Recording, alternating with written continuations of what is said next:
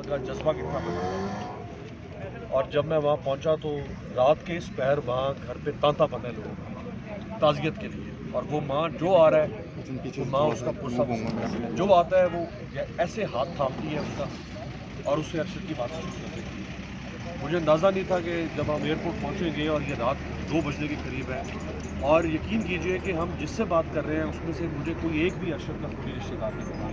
یہ سب لوگ عام لوگ ہیں, یہ یہاں کے رہنے والے ہیں, پاکستانی ہیں, اسلام آباد پنڈی کے باسی ہیں. اور یہ صرف یہ جو سفاکیت کا جو مظاہرہ کیا گیا, یہ جو ہولناک اور اندھوناک قتل ہوا ہے, یہ مرڈر نہیں, یہ اسیسینیشن ہے.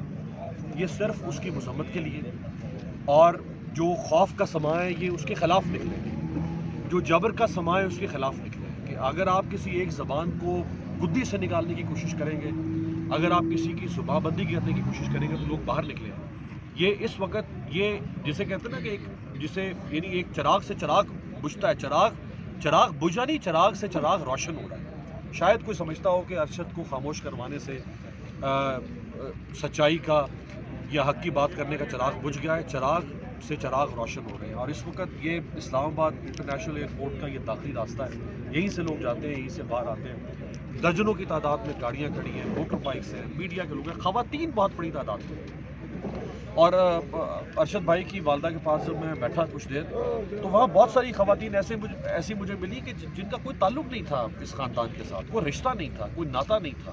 شاید وہ زندگی میں پہلی بار اس گھر کی دہلیز کو پار کر کے اندر داخل ہوئی, لیکن وہ صرف رات کے اس پیر, رات کے نصف شب کے بعد وہ صرف تعزیت کے لیے آئی وہاں پہ, اور اس تکلیف کو, اس غم کو شیئر کرنے کے لیے آئی. جو ان کے پڑوسی تھے وہ بار بار وہاں آ رہے تھے اور وہ پوچھ رہے تھے کہ جی بتائیں جنازے کا وقت کب ہوگا, تدفین کس وقت ہوگی, امانت چاہتے ہیں.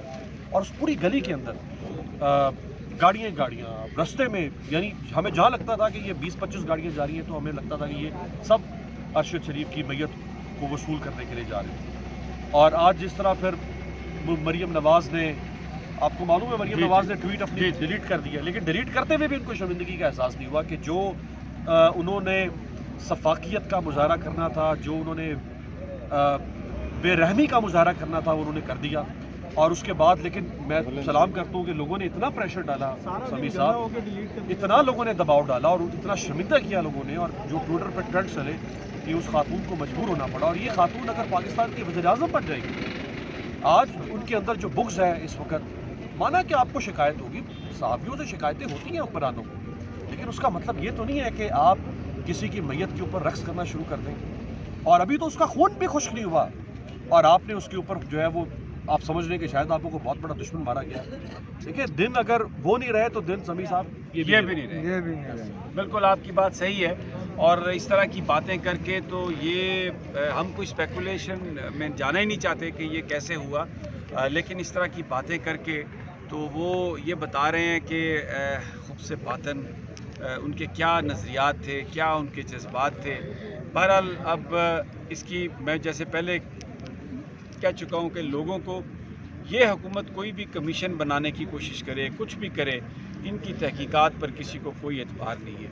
یہی سپریم کورٹ تھی جس کو خط لکھا ارشد شریف نے, صدر پاکستان کو خط لکھا ارشد شریف نے, اور یہی حکومت تھی جس نے اس کے حالات تنگ کیے یہاں پہ. اگر یہ نہیں تھے, کوئی اور تھا, تو یہ حکومت اس کا نام بتائے. ہم کوئی اسپیکولیشن نہیں کرنا چاہتے. یہ رسپانسبلٹی گورنمنٹ کی تھی کہ وہ اپنے شہریوں کو پروٹیکٹ کرے. اور ابھی یہاں پر فیملیز بھی ہیں, اتنے لوگ ہیں. امیر عباس, یہ جو شہادت ہے ارشد شریف کی, اور جس طرح یہ جنازے کا جمعرات کو جنازہ ہے, اور توقع کی جا رہی ہے کہ ایک بہت بڑی پاکستانیوں کی تعداد اس میں شرکت کرے گی, تو یہ تو اس انقلاب کا ایک ٹریگرنگ پوائنٹ بن سکتا ہے.